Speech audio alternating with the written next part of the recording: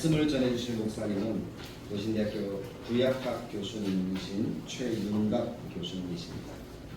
말씀을 들을 때 큰 은혜 받으시도록 마음 단단히 이렇게 잡으시고 말씀을 귀 기울여 듣기를 간절하게 바랍니다. 오늘 말씀의 제목은 내 백성을 위로하라라는 제목입니다. 우리 목사님 나오실 때 우리 박수로 참여해주십시오.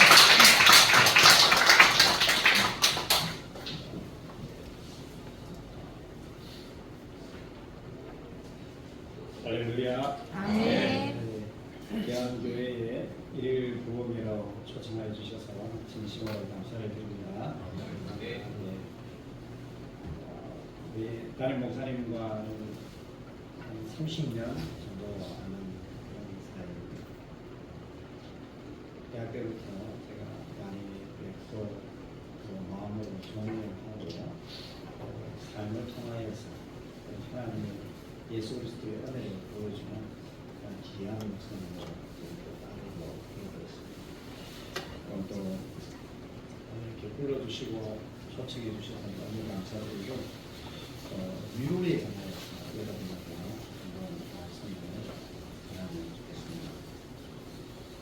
모든 사람들은 위로를 원하면서 살아가기를 원합니다. 아이든지 어른이든지 정말 이 위로는 우리 삶의 중요한 그러한 요소입니다. 어떤 사람은 위로를 받아야 될 사람을 잘 보고 또 위로를 잘 전하는 사람이 있기도 하고 어떤 사람은 상대방이 괴롭고 힘들지만 전혀 무감각한 그런 분도 계십니다. 그래서 전혀 위로하지 못하는 그런 경우도 있고 어떻게 보면 말 한마디 따뜻한 한마디 해주면 거기에서 힘을 얻고 다시금 일어날 수 있는 그러한 지혜를 얻기도 하는데 누군가 그 말 한마디를 전해주지 못해가지고 큰 사고나 또 일을 저지르거나 삶을 마감하는 그런 분들도 있는 것으로 보입니다. 그래서 어떤 교수님이 학생들을 보면서 그렇게 어렵지 않은데 누구 하나 다가가가지고 그 학생에게 따뜻한 말 한마디 못하고 전화 한 통화 못해가지고 그 학생이 그 어려움을 당하게 됐다고 울면서 그렇게 이야기하는 걸 제가 들은 적이 있습니다. 정말 위로는 우리의 삶에 있어서 너무너무 소중한 그런 것이고 마치 사랑이 눈에는 보이지 않지만 살아있는 신체이지 않습니까? 사랑 때문에 정말 전쟁통에 들어가가지고 자기 가족을 또 사랑하는 애인을 찾아서 그렇게 전선을 건너는 것처럼 위로도 눈에 보이지 않지만 살아있는 신체인 것입니다. 이 위로가 우리 마음속에 자리 잡게 되면 그 위로를 통하여서 새 힘을 얻기도 하고 지혜를 얻기도 하고 지금은 힘들지만 내일 또 내년에는 더욱더 큰 힘과 용기를 얻어서 살아갈 수 있는 그러한 발판을 얻게 되는 것이죠. 또한 교회도 생각해 보면 어떤 교회가 참 은혜 있는 교회인가, 어떤 교회가 은혜 있는 교회인가, 그건 다름이 아니라 좋은 위로자가 많은 교회가 저는 좋은 교회다. 하나님이 기뻐하시는 교회다라고 저는 생각합니다. 고린도후서 1장 3절에서 7절 말씀 나중에 저희가 나누겠지만 그 말씀에 가보면 신약의 교회, 성령이 충만한 교회가 어떤 교회냐? 그것은 다름이 아니라 위로가 풍성한 교회, 위로가 풍성한 교회. 우리가 지금 힘들지만 그리스도의 고난을 보고 그리스도를 통하여서 우리가 위로를 받았기 때문에 그 받은 위로로서 주위에 있는 어려운 자들, 고난당하는 자들, 힘든 자들을 위로할 수 있는 그런 풍성한 교회가 좋은 교회다라고 그렇게 이야기합니다. 그래서 세상 속에서 방황하고 인생의 강도 맞아서 어려운 분들이 교회를 찾아올 적에 누군가가 다가가서 어머니의 품과 같은 우리 주님 품과 같은 그런 위로의 마음으로 그분을 위로해주고 품어주게 된다면 그분은 이 교회에서 하나님의 위로를 경험하고 삶이 변화되고 또 그 삶 속에서 하나님의 일하심을 보게 되는 그러한 새 생명의 역사가 일어나게 되는 것입니다. 자, 그러면 좀 우리는 위로자가 되어야 되는데 이 위로에 관해서 나누어 보겠는데요. 정말 위로라는 것은 일반적으로 좀 정의 내리기가 쉽지는 않습니다. 정의 내리기가 쉽지 않은데 일반적으로 이렇게 이야기합니다. 위로란 고통과 슬픔 가운데 있는 사람의 마음을 달래주고 또는 마음에 새 힘을 주는 또 그 마음을 강건하게 붙들어주는 것. 마음이 불안하고 힘들 때 잘 수 있어, 괜찮아, 힘을 내, 이렇게 아이들에게 그렇게 말을 해주면요 아이들이 불안하다가도 힘을 얻게 되는 것이죠. 또 때로는 이게 이제 위로라는 것이 동사적으로 힘을 얻는다 이렇게 보지만은 또 명사적으로도 받아들일 수가 있습니다. 아이들이 시험을 망쳤어요. 그래서 몇몇이 모여가지고 떡볶이를 먹고 왔습니다. 이 떡볶이가 내게 위로가 되었다. 그렇게 말을 할 수도 있는 것이죠. 그래서 어머니의 따뜻한 말 한마디가 위로가 되었다라고 이야기할 수 있고 또 친구의 전화 한 통화가 위로가 되었다라고 이야기할 수 있고 또 누가 불러서 밥을 같이 먹었는데 그 식사가 위로가 되었다라고 그렇게도 말씀할 수가 있는 것입니다. 그런데 고대 사회에서는 특별히 시리아기나 이런 데 보면 이 위로를 어떻게 정의하느냐, 그거는 위로는 죽은 사람을 살린다는 얘기예요. 위로라는 것이 별것 아닌 것 같은데 어떤 경우에는 그 위로가 죽은 사람을 살릴 수 있다. 그만큼 위로가 큰 힘이 된다. 큰 힘이 된다라는 것을 말씀하고 있습니다. 그런데 우리가 놀라운 것은 성경을 유심히 보게 되면 우리 하나님을 어떤 하나님으로 소개하고 있느냐. 여러분, 우리 하나님을 어떤 하나님으로 소개하겠습니까? 성경에. 여러분은 하나님을 어떤 하나님으로 묵상하고 섬기고 계십니까? 사랑의 하나님, 위로의 하나님. 또 어떤 다양한 우리 하나님 믿고 승리는 하나님 믿지 않습니까? 그런데 고린도후서 1장 3절에는요 하나님을 어떤 하나님으로 소개하느냐? 모든 위로의 하나님, 모든 위로의 하나님, 찬송하리로다. 우리 주 예수 그리스도의 하나님이시여 자비의 아버지시여 모든 위로의 하나님이시다.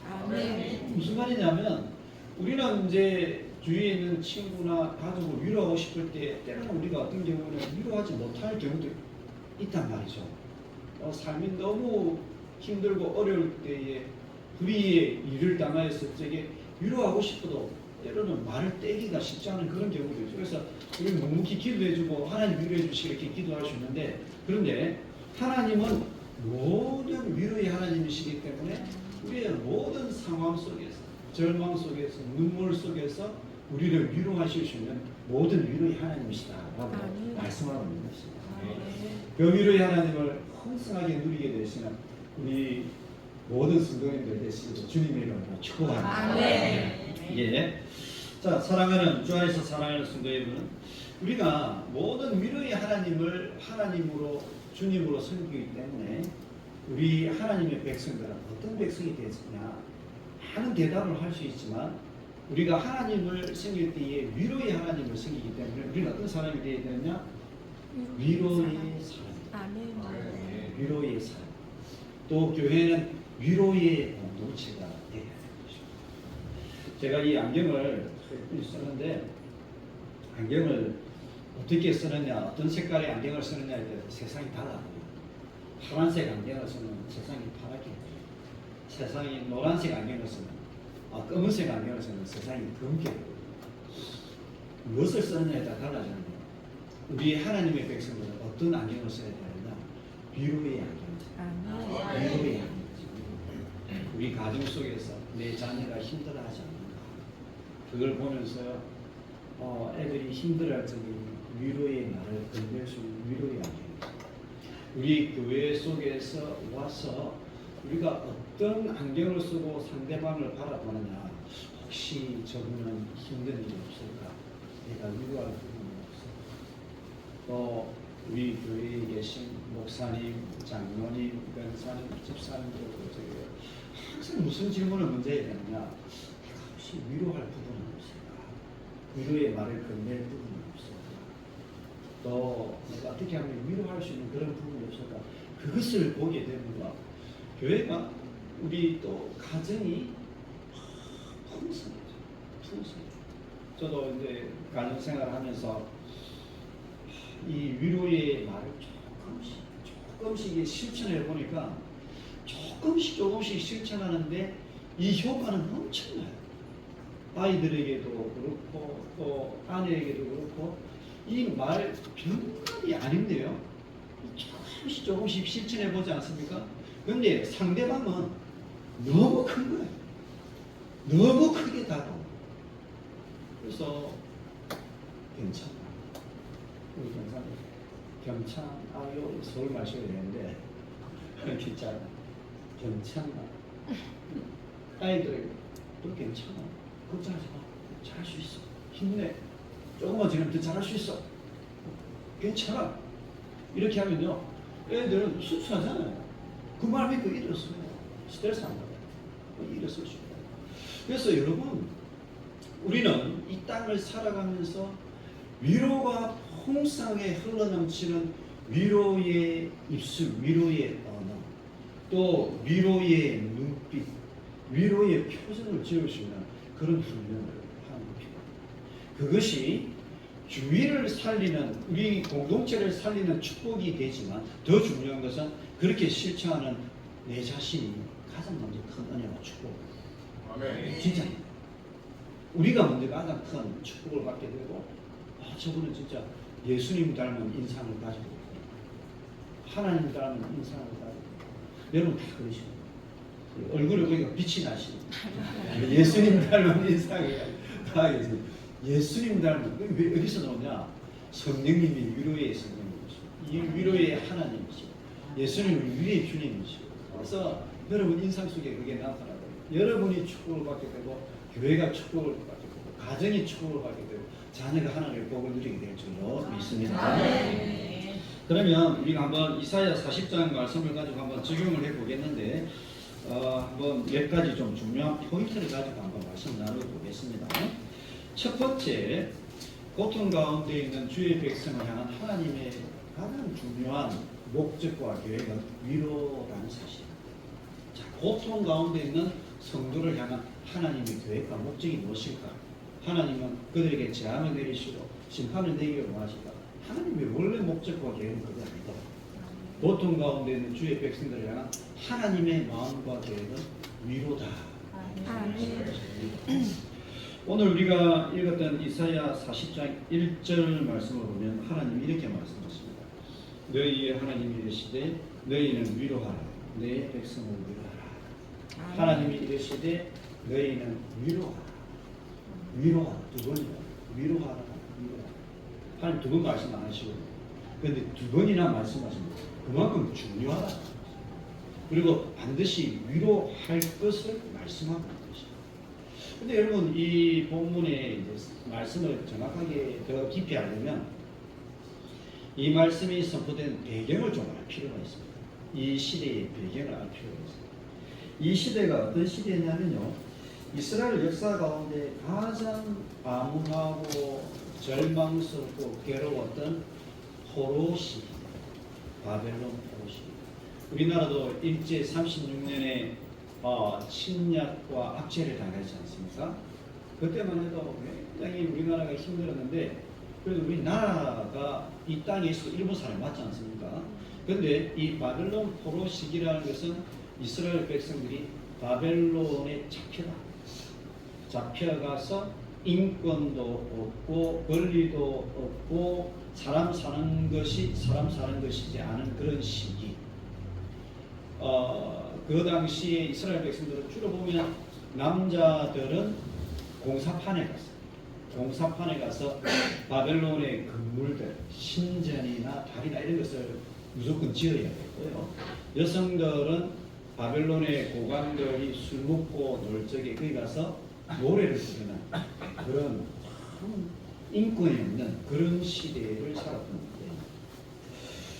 그런데 하나님께서요, 이러한 어떤 괴로운 시대 때 그들이 이제 죄악으로 인하여서 심판을 당하고 있을 그 당시, 죄악으로 인하여서 하나님께서 그 바벨론 포로 가운데 이스라엘 백성들을 밀어 넣으셨고 또 고통과 절망 가운데 있었을 때에 하나님께서는 무엇을 이야기하시는가? 주의 종들에게 너희들은 가서 내 백성을 위로하라. 고통 가운데 있는 백성들도 위로하라라고 말씀하고 있는 것입니다. 그러면 여러분 우리가 조금 이 말씀을 묵상해 보면 조금 좀 이상한 것을 발견할 수 있습니다. 그게 무엇이냐면 하나님이 병주고 약주고 하는 것도 아니시고 그러면 위로할 거 그렇게 이야기하시기 전에 아예 그러면 바벨론 포로 가운데에 이스라엘 백성들을 밀어넣지 않고 그들을 심판하지 않으셨으면 더 좋지 않습니까? 왜 심판하고 포로 가운데 밀어넣고 이제 위로하라고 그렇게 이야기하시는 것입니다. 하나님 좀 이상하지 않습니까? 이렇게 의심을 하시는 것입니다. 그런데 우리가 좀 유심히 보아야 하는 것은 무엇이냐면요. 그건 다름이 아니라 하나님께서 주시는 고통과 심판이 주의 백성들에게 축복이 될 때가 많더라는 것입니다. 이게 굉장히 중요한데 우리가 항상 하나님의 축복만 받아야 된다고 생각하는데 그것이 아니라 하나님의 심판과 하나님의 때로는 주시는 고통이 우리에게 축복이 될 수 있다라는 것을 이야기합니다. 왜 그러냐? 이스라엘 백성들이 이사야 1장의 39장에 보면 그들이 범죄하고 또 하나님의 말씀을 받아들이지 않고 순종하지 않고 또한 영적인 엘리트, 정치적인 엘리트, 소위 세상에서 잘 나가는 그 사람들이요 하나님을 믿고 예배는 하는 것 같은데 그 분들이 진짜 하나님을 믿지 않고 순종하지 않는 거예요. 진짜 하나님을 믿지 않고 순종하지 않는 거예요. 그때 하나님께서 너희들 그러면 안 된다. 영적으로 병들었다라고 이야기해요. 병들었다. 내가 그러면 반드시 너희들을 심판하여서 불로 깨끗하게 할 것이고 또한 영적인 대수술을 받아서 너희들의 잘못된 것을 도려내고 치유할 것이다 라고 그렇게 이야기하시는 것입니다. 그래서 하나님께서 불로 그들을 깨끗하게 만드시고 영적인 수술을 만드는 것이 무엇인가? 그것은 다름이 아니라 하나님께서 그들에게 바벨론 포로의 고난과 시련을 주시는 것입니다. 고난과 시련이 오니까 이스라엘 백성들이요 무엇을 깨닫게 되겠습니까, 여러분? 하나님 살아계신 하나님이시다. 그게 되는 거예요.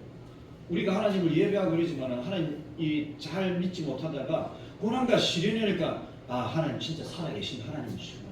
하나님 나를 다시금 정결하게 하시고 깨끗하게 만드시고 새롭게 이렇게 세우시고 하나님의 사람으로 다시 사용하시고 그렇게 나를 깨끗하게 만드시는구나. 이것을 깨닫게 됩니다. 그래서 우리가 다시 성경을 좀 보면 우리에게 내리는 그러한 고난과 시련과 또는 심판이 하나님의 궁극적인 계획은요 우리를 망하게 하는 것이 아니라 우리에게 새로운 창조와 신앙의 구원과 갱신과 또한 하나님의 새 은혜를 누리게 하는 그릇을 만드는 과정이다. 그래서 우리는 이야기합니다. 그래서 우리에게는 고난이 필요합니다. 고난이 필요하고 어려움이 필요합니다.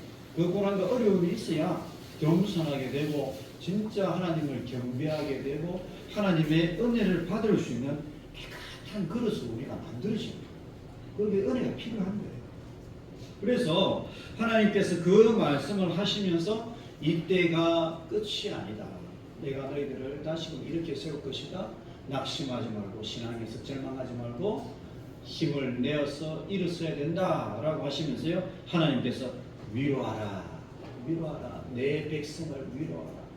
반드시 세울 것이고 회복할 것이고 일으킬 것이고 너희들을 통하여서 영광을 경험하게 할 것이다 라고 하나님께서 위로하라 라고 말씀하시는 것입니다.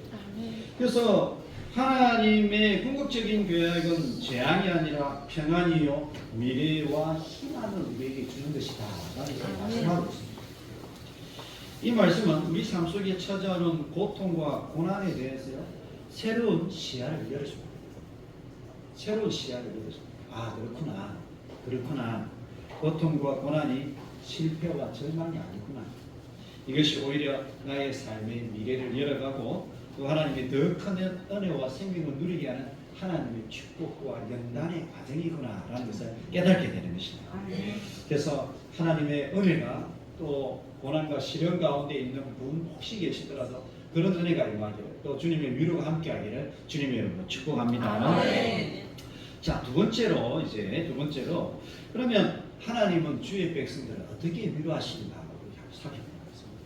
그럼 과연 하나님은 주의 백성들을 어떻게 위로하시는가? 하나님이 위로하시는 방법을 보면 또 우리가 어떻게 위로해야 되는가를 좀 또 알 수 있지 않겠습니까? 과연 하나님은 주의 백성들을 어떻게 위로하시는가? 크게 두 가지가 있습니다. 첫 번째로는 친절한 말씀, 친절한 말로 위로하십니다. 여기 보면 이제 2절에 보면 너희는 40장 2절에 너희는 예루살렘의 마음에 닿도록 말하며 그것에게 외치라. 마음에 닿도록 말하고 그것에게 외치라. 일반적으로 일단은 마음에 닿도록 말한다. 이것은 친절하게 말하는 것이에요. 친절하게 말하는 것이에요. 그리고 조금 더 이제 나중에 이제 3대지에 가서 말씀 나누겠지만 이것은 성령의 감동 가운데에 마음에 닿도록 말하는 것을 이야기하는 것입니다. 마음에 닿도록 친절하게 말합니다. 그래서 이제 우리가 이사야 40장 이후에 보면 하나님의 위로의 말씀들, 친절한 말씀들이 너무너무 많습니다. 두려워 말라 내가 너와 함께 놀라지 말라 나는 내 하나님이니 내가 너를 굳세게 하리라. 참으로 너를 도와주리라. 참으로 나의 의로운 오른손으로 너를 붙들리라. 하나님 오른손이 힘과 권능이 팔이지 않습니까?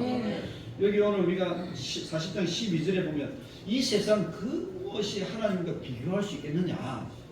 하늘과 땅의 창조자이신 하나님, 전능하신 하나님, 그 하나님과 누가 비교할 수 있겠느냐. 바벨론과 레바논 너희들이 어떻게 하나님과 비교할 수 있겠느냐. 근데 그 하나님의 권능의 손이 너희를 도울 수 있고 너희들이 물 가운데로 지날지도 불 가운데로 지날지도 그 어떤 것을 해를 입지 않도록 너희를 도울 것이라. 하나님의 말씀이십니다. 이러한 하나님의 역사가 여러분의 삶 속에도 그러한 하나님의 말씀이 매일같이 풍성하게 들리기를 주님을 축복합니다. 그런데 하나님의 말씀은요 무엇을 담보하고 있느냐? 하나님의 사건의 성취를 담보하고 있는 것입니다. 그래서 두 번째로 하나님은 어떻게 주의 백성들을 위로하시는가? 그것은 하나님의 사건과 구원의 역사를 통하여서 주의 백성들을 위로하십니다. 말이 우리에게 위로가 되는 경우 참 많습니다. 말이 위로가 되는 경우 참 많고 그래서 우리는 위로의 말을 해요. 그런데 하나님은 또한 그 말씀과 함께 실제로 우리의 삶 가운데에 사건을 일을 성취하시고 우리를 구원하시는 그 역사를 통하여서 우리를 위로하신다는 것을 보여주고 있습니다. 2절 말씀에 보면 하나님은 두 가지 사건을 성취할 것을 이야기합니다. 외치는데 말씀을 하시는데 무엇을 이야기하느냐? 첫 번째로는 노역의 때가 끝났다. 포로 생활이 끝났다라는 것을 이야기하고 두 번째로는 죄악이 사함을 받았다라고 이야기합니다. 두 가지 사건을 성취함으로 하나님께서 주의 백성들을 위로할 것이다. 반드시 위로할 것이다 라고 이야기합니다. 자, 먼저 노역의 때가 끝났다라는 것은 이스라엘 백성들이 가장 힘들고 어려운 그 포로 시절이 이제 끝나게 될 것이다 라는 것을 이야기하고 있는 것입니다. 포로 시절이 끝난다 이것은 어떻게 보면 외적인 고통과 고난과 억압과 어려움 속에서 주의 백성들을 구원하시는 하나님의 구원의 역사를 우리에게 보여주고 있는 것입니다. 그래서 우리의 인생 가운데 살아가면서 우리 삶 속에서도 항상 평안하기만 하면 얼마나 좋겠습니까? 항상 행복하기만 하면 얼마나 좋겠습니까? 그런데 우리 인생이 그렇지 않거든요. 그렇지 않아요. 모든 사람들에게는 그 사람에게 지어진 그 삶의 무게와 어려움도 있게 마련입니다. 그런데 하나님은 뭐라고 말씀하시냐? 그 고난과 시련과 또 탄식에서 구원해내실 구원의 하나님, 전능자 하나님이시다. 고난에서 우리를 구출해 주실 것이다.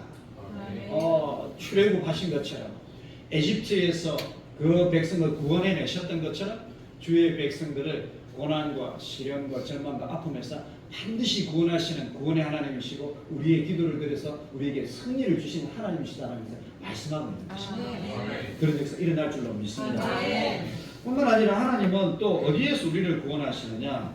죄악을 사하시고 죄악의 억압에서 우리를 구원하시고 있습니다. 이건 영적인 구원을 이야기하고 있습니다. 이것이 가장 중요한 구원입니다. 왜냐하면 이스라엘 백성들이 바벨론 포로에 놓이게 되었던 이유가 무엇입니까? 그것은 다름이 아니라 죄악에 그들이 사로잡혀 있습니다. 죄악에 사로잡혀 있게 되면요 인생이 망가집니다. 죄를 지으면 하나님의 인재가 떠나버리고 우리가 죄악의 노예가 되겠어요. 바벨론 포로처럼 거기 들어갑니다. 그런데 하나님께서 뭐라고 이야기하냐면 가장 근본적으로 너희들을 죄악에서 자유케 할 것이다.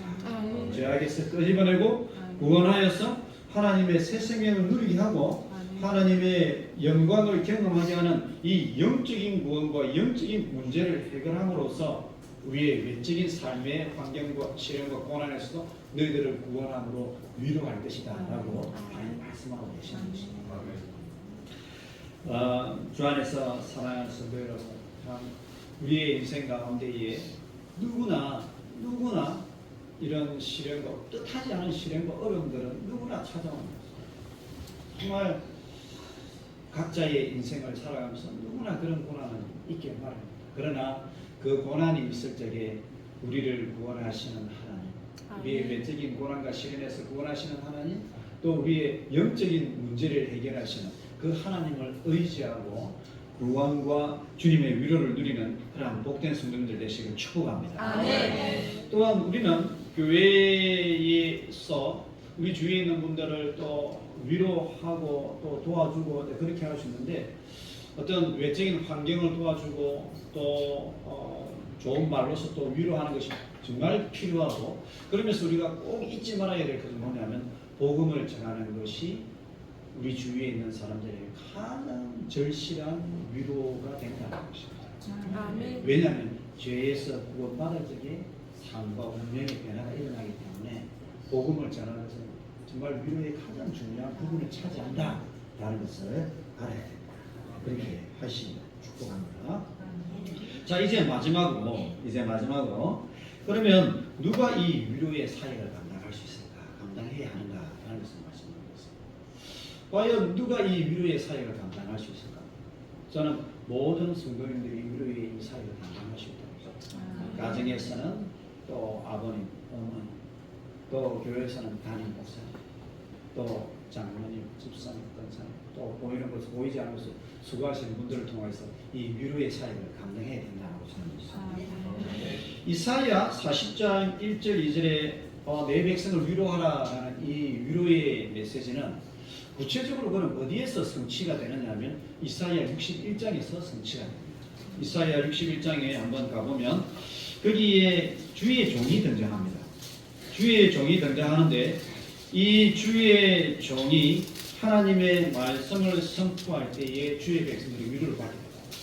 이 하나님의 종이 하나님의 위로의 말씀, 하나님의 말씀을 선포할 때에 주의 백성들이 위로를 받게 되고, 또 이 종이 다양한 사역을 감당하게 될 적에 마음이 상한 자는 치유를 경험하게 되고, 포로된 자는 노임을 경험하게 되고, 갇힌 자는 해방과 자유를 경험하게 되는 하늘의 신령한 위로의 역사가 일어나는 것을 보게 됩니다. 그러면 이 종이 이 위로의 이 사역을 감당할 수 있는 그 근거가 어디에 있느냐? 하나님의 종이 서서 말씀을 선포하는 데에 위로의 말씀이 되고, 이 하나님의 종이 신방을 하고 말씀을 성경 공부를 하고 모임을 하는데 그것이 위로의 역사에 일어난 그 근원이 어디에 있느냐? 그건요 61장 1절에 있습니다. 61장 1절에 이렇게 시작합니다. 주 여호와의 영이 내게 내리셨으니, 주 여호와의 영이 내게 내리셨으니, 하나님의 영이 임하게 되고 하나님의 권능이 임하게 되고 하나님과 연결되게 되니까요, 이 주의 종이 선포한 이 말씀은 단순히 인간의 말이 아니라 하나님을 대신해서 선포하는 하나님의 말씀입니다. 하나님의 말씀이 창조의 말씀이죠. 주의 종이 성령의 능력을 덧입어 말씀을 선포할 때 그 말씀은요 새 창조의 말씀이 되는 것입니다. 뿐만 아니라 주의 영이 이 하나님의 종에게 임하여 가지고 신방을 하고 또 성경 공부를 하고 또 말씀을 나누고 이렇게 이 무너진 곳들을 찾아가서 세우게 될 적에요 거기에 창조의 역사가 일어나요. 왜 그러냐? 이것은 단순히 인간의 사역이 아니라 하나님의 사역이기 때문에. 왜냐하면 성령님이 이 종과 함께할 적에 그렇게 된다라는 것을 이야기하고 있는 것이죠. 성경 역사를 통해서 볼 적에 이사야 61장의 이 종의 사역은요, 가장 먼저는 예수 그리스도를 통해서 성취가 됩니다. 예수 그리스도가 누가복음 4장에서 첫 사역을 시작할 적에 어느 말씀을 읽느냐, 이 이사야 61장 말씀이 있습니다. 주 여호와의 영이 내게 임하였으니 가난한 자에게 복음이 전파되고 눌린 자와 갇힌 자들이 생명을 구유한을 누리게 될 것이다. 새 창조 역사가 일어날 것이다. 영적인 희년이 일어나서 자유가 일어나게 되고 부흥이 일어나고 영혼이 살아나고 삶의 기반이 새롭게 터전이 쌓여서 이런 역사가 일어날 것이다. 이렇게 하는데 예수 그리스도의 사역을 통해서 그런 놀라운 역사가 일어난다라는 것입니다. 그런 변화가 일어나게 된다는 것을 예수님이 먼저 말씀하셨습니다. 그래서 예수님께서 우리를 죄에서 구원하시고 십자가에서 우리를 죄에서 구원하시고 또 가르치시고 치유하시고 또 병자들을 이끌어가시고 이러면서요, 참된 회복과 위로의 역사를 우리 가운데 이루어 주셨다는 것을 말씀하고 있습니다. 또 그러한 교회, 그러한 주님을 섬기는 것이 이 교회인 것입니다. 그러한 것을 섬기는 것이 교회인 것입니다. 그렇기 때문에 주님께서 이제 성천하시고 나서요, 주의 성령을 누구에게 부어주시느냐? 담임 목사님과 그리고 장로님과 또 권사님과 집사님들에게 이 성령을 부어주시는 거예요. 성령을 부어주시는 거예요. 그렇기 때문에 예수님께서 이 땅 가운데 남기신 그 위로의 사역을 먼저는 담임 목사님들을 통하여서 이루어 가십니다. 이 주일 강단의 말씀을 통하여서요, 이 위로의 말씀을 선포하게 하시고 생명의 말씀을 선포하게 하시고 또 성경 공부를 통하여서 하나님의 말씀을, 생명의 말씀을 전하게 하시고 신방을 통하여서 위로의 역사를 일으키시는데 주의 영이 함께할 적에 거기에 성령의 새 창조의 역사가, 위로의 역사가 일어나게 되는 줄로 믿습니다. 뿐만 아니라 우리 장로님, 권사님, 또 집사님들 모여가지고요, 기도하고 구역 모임하고 또 모임할 적에 세상적인 이야기 하지 않고 기도하면서 성령의 인재를 구하고 그 성령의 역사를 의지하고요, 거기에서 대화를 나누고 하나님의 말씀을 나누고 감정을 나누게 되면요, 거기에도요 새 창조의 역사가 일어나는 거예요. 하나님의 역사가 일어나는 거예요. 그래서 우리의 입술에는 하나님 권세를 주셨어요. 권세를 주셨고 하나님의 영이 사용하는 입술이 되면요, 하나님의 창조의 역사가 일어나고 부흥의 역사가 일어나고 권능의 역사가 일어나는 줄로 믿습니다. 그래서 우리는 구역 모임뿐만 아니라 우리 가정에서도 그렇고 성령의 인침, 그러한 말을 사용하고 비전을 선포하고 간증하고 또 우리 자녀들에게도 그런 위로의 말, 축복의 말을 해야 되는 줄로 믿습니다. 그렇게 하면요, 이렇게 작은 것인데 자녀들이 느끼는 것은 엄청나게 큽니다. 정말 큽니다. 또 우리 교회에서 섬기는 분들이 이 위로의 말 한마디 하는데 지극히 작은 것인데요, 이게 엄청나게 커요. 이 말 한마디 위로의 말을 전하고 기도의 위로의 말을 기도를 섞어서 이렇게 하는데 그게 새 창조의 역사가 일어납니다. 새 창조의 역사. 그래서 우리 인생이 정말 어떤 인생인가 그걸 보려면 그분의 입술을 보는 것이죠. 입을 사용하는 언어를 보는 것이죠. 위로의 언어를 많이 하는 것, 아니면 남에 대한 이야기, 여기에 따라 다르죠. 위로의 말, 축복의 말, 믿음의 말, 사랑의 말을 많이 하시는 우리 모든 성도님들 되시기를 축복합니다. 고린도후서 1장 3절에서 7절 말씀에 보면 이렇게 말씀합니다. 고린도후서 우리 다 같이 한번 펴보겠습니다. 고린도후서 이제 말씀 마치도록 하겠습니다. 고린도후서 1장 3절에서 7절입니다.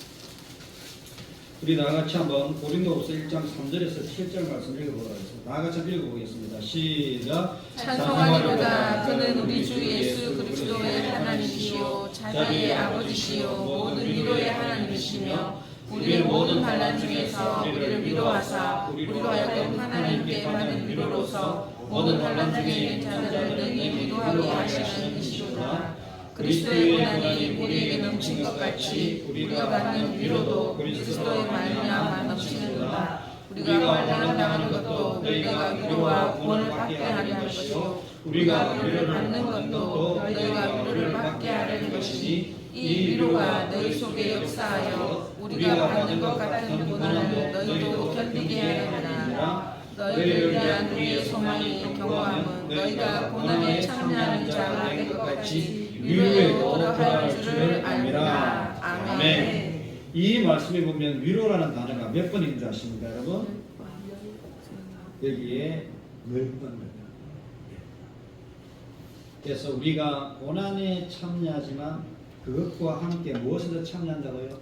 위로에도 참여한다. 참 아름다운 말씀이고요.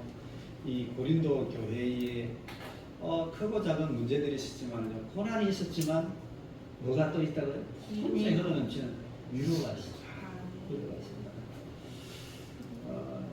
저는 정말 다대로 교회 가운데에 이런 풍성한 위로가 흘러넘치는 그러한 역사가 있기를 축복합니다. 아멘. 우리 성도님들 관계 속에서 위로의 언어와 위로의 사역과 섬김이 풍성하게 일어나서 천국 공동체가 되기를 진심으로 축복합니다. 아멘. 뿐만 아니라 이 다대로 교회에 속한 우리 각 가정들이 위로의 가정들이 될 수 있기를 진심으로 축복합니다. 아멘. 제가 말씀드렸던 것처럼 우리가 위로의 안경을 쓰고 위로의 말을 오늘부터 정말 한번 실천해 보면 좋겠어요. 정말 오늘부터 진짜 식탁에 반찬이 나오면 이 세상에 오직 당신만 만들 수 있는 반찬이에요.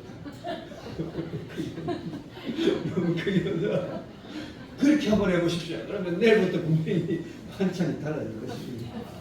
그러니까 이 반찬은 이 세상에 당신만이 할 수 있는 반찬.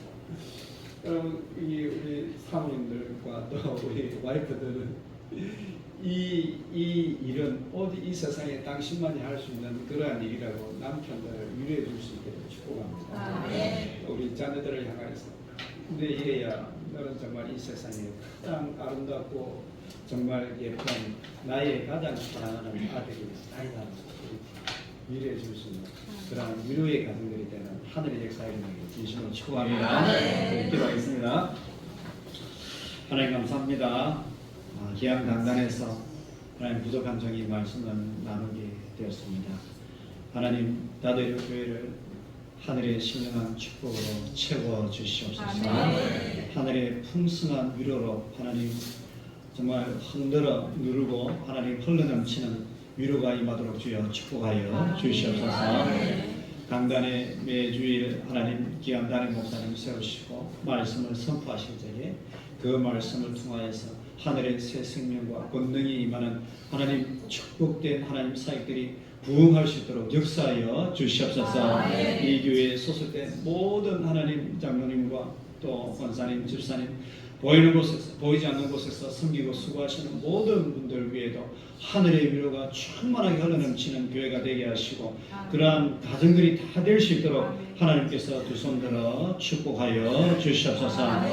우리의 신앙의 여정을 통하여서 하나님 크고 어려운 시련이 있을 적에 낙심하는 것이 아니라 하나님을 의지하고 우리를 위로하기를 원하시는 그 하나님 신뢰하고 하나님과 동력하게 될 적에 우리의 생애 가운데 하나님의 영광을 경험하게 하시고 하나님의 위로를 누리게 하시고 우리의 삶이 하나님 매 순간 새롭게 창조되는 하늘의 역사가 일어날 수 있도록 주님께서 함께하여 주시옵소서.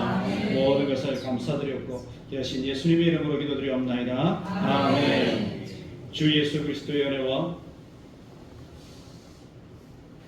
하나님의 지극하고 크신 사랑과 성령의 교통하심, 위로의 언어와 위로의 삶과 위로의 사역을 감당하기를 결단하는 주의 백성들을 위해 지금부터 영원토록 함께할지어다. 아멘.